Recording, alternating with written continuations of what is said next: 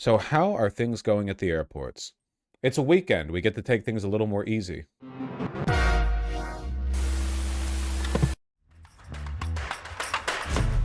First of all, Well, first of all, if you're watching I get this it. from the airport Speaking or of plane, purple. I hope your travel experience is a smooth one. For a lot of people across the country right now, it certainly is not. Now, sure, flight delays or cancellations or long lines, they're not fun. But if that is the extent of your travel trouble because of this government shutdown, spare a thought for the federal employees working without pay during this mess. That includes air traffic controllers who keep the planes safely in the sky, but also the TSA workers who help us get safely onto the planes. According to a 2019 report from ProPublica, the TSA I'm not buying this pro-TSA propaganda, thanks. is one of the most diverse agencies in the federal government. Citing data from the I don't care. Office of Personnel Management, they found that 1/4 of screeners are black. Reuters found that the average pay is up compared to the last shutdown in 2019. It's now more than $61,000 a year, according to the Bureau of Labor Statistics. But the now multiple missed checks during this shutdown, that's hurting. A shortage of air traffic controllers is what's leading to the Who cares about this? In fairness, the fact that if you go to an airport right now, you know for an absolute fact that the TSA agents there have missed 2 biweekly paychecks is pretty interesting, you know? You're getting shooed through the security line, they're gaping your asshole and checking inside with a flashlight to make sure you're not carrying any bombs or like photos of JD Vance or whatever. Like all the people doing that have not gotten paid. Is TSA unionized? Well, they're part of the general like federal workers union, right? I don't know. I don't know if they're TSA specific organized. I think they're just part of the general federal workers union. Could be wrong on that though. FAA to start ordering a reduction in domestic flights. But as those reductions are expected to grow at airports across the country, the impact of long lines. Can they just not stop working? What are the rules? They're not allowed to. They are not allowed to strike. Federal workers that have essential jobs are not allowed to strike or walk out or anything like that. They can, however, quit. You can always quit your job. I mean, yeah, the only job you can't really do that for, I guess, is like the military. And a lot of people are quitting because, like, who knows how long the shutdown's going to go on? There's no end in sight.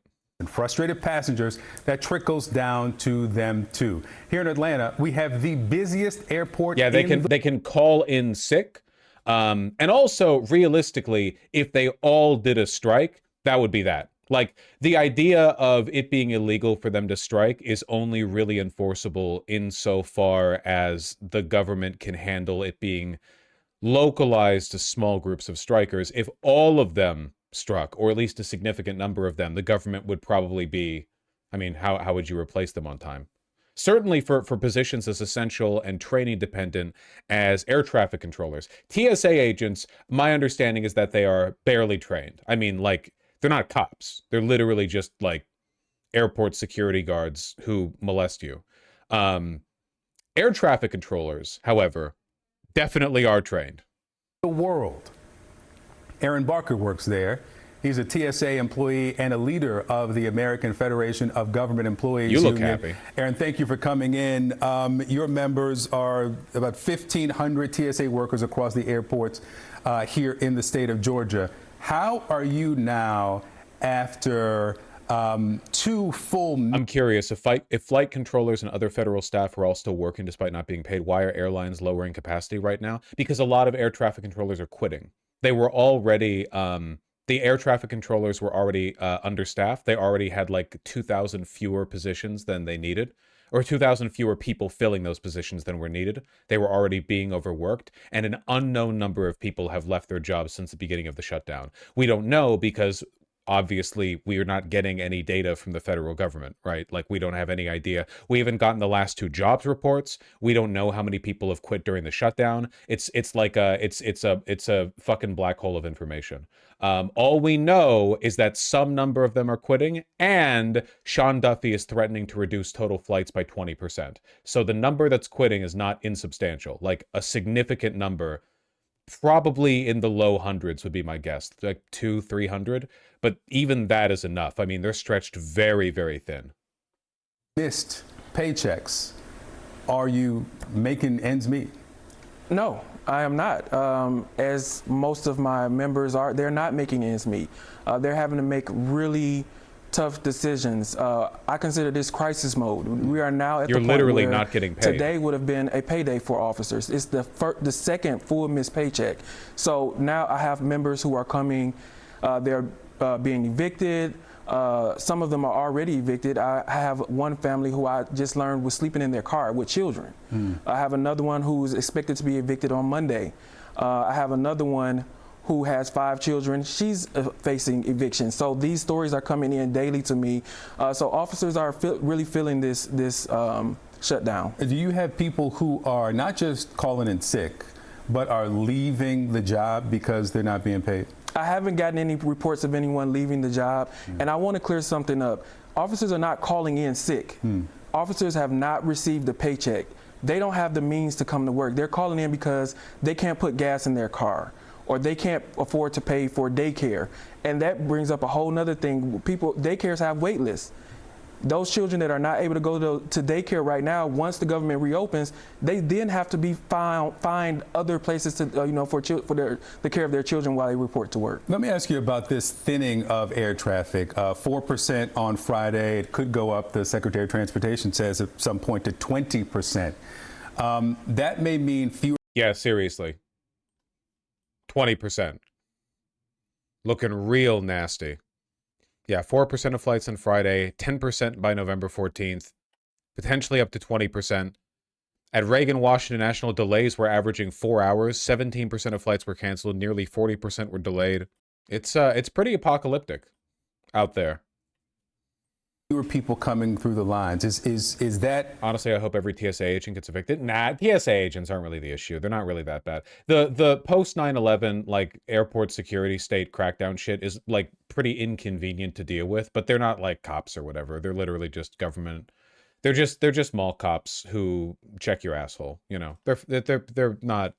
I don't think they have any like real negative disposition personally. I'd probably be pretty crabby if I had to work security at an airport too. You know.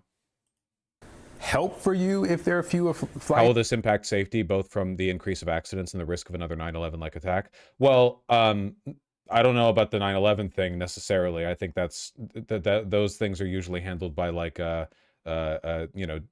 or FBI or whatever.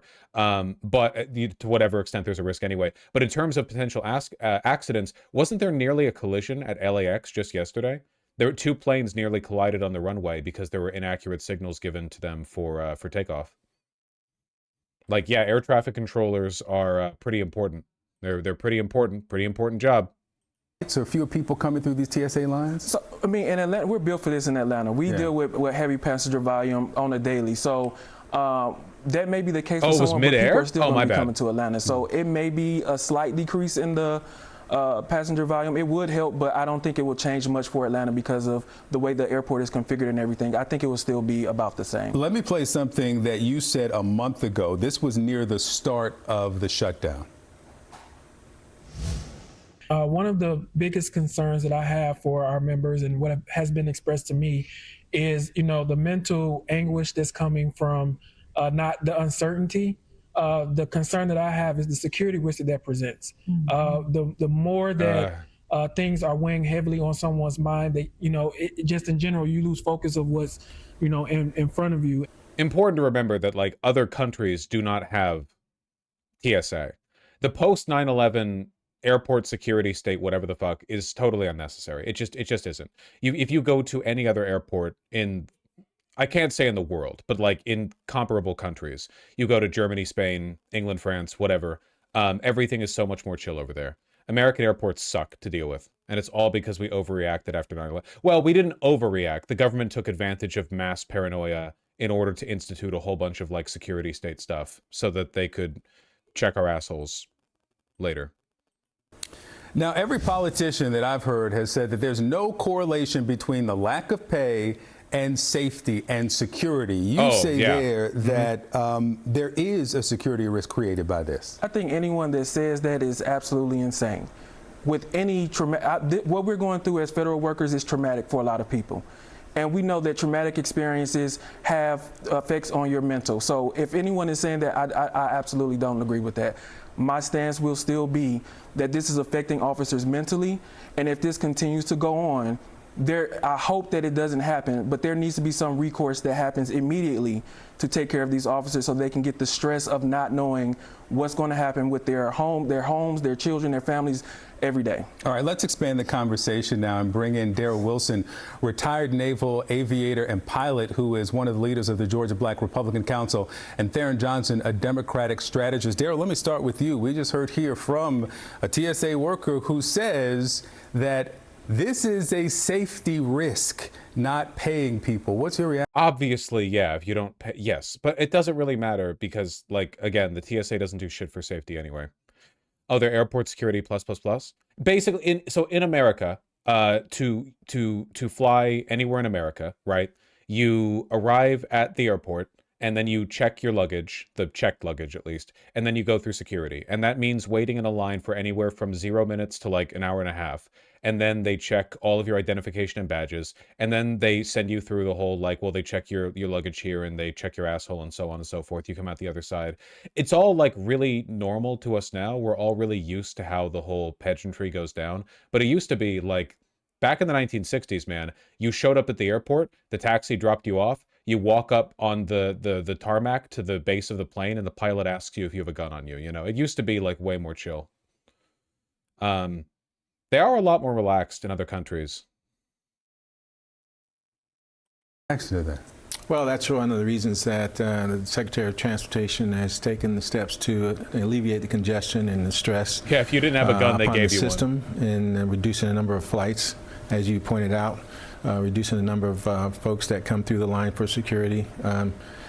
You have to be able to do something, take some action, and that's the action that's being taken at the time. I don't know that that eliminates the safety risk. If he cuts the number of people who come to the line to 5 and the people who are working TSA still aren't being paid, that's the risk, is it not? That they are focused on how to pay the rent, how to pay for food, how to fill the gas tank up, instead of what's coming through on that scanner. Oh, no, I agree with you. And Secretary Duffy is also... Do appreciate how, like, distanced our media class is, that this is a discussion that actually has to be had, you know?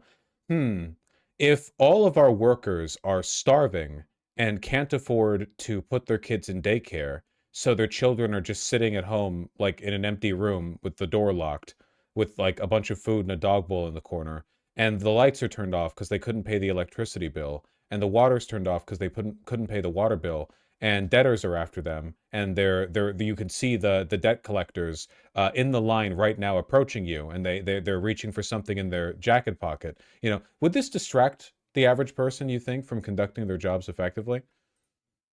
Made that case for the air traffic controllers as well.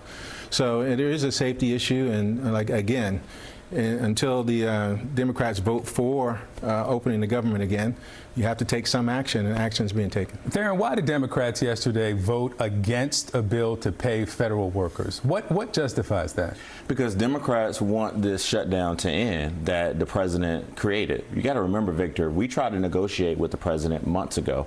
We trusted him in the first we were first able to stop the first shutdown in March because we trusted that he was going to do the right thing. Now we're saying, hey, we can reopen this government because you guys control the White House, you control the House, and you control the Senate. Also, President Trump this week said that unless we explore the nuclear option, which he's encouraging Republicans to do, you guys are going to be blamed for the shutdown. Now, Democrats previously did vote for federal workers like Aaron and the women and men in his union to receive some pay. But going forward, we want this shutdown to end, not just continue to piecemeal it. I mean, you can't do both. Aaron's members of his union can't keep their apartments, and they can't feed their children and put gas in the car and continue to negotiate.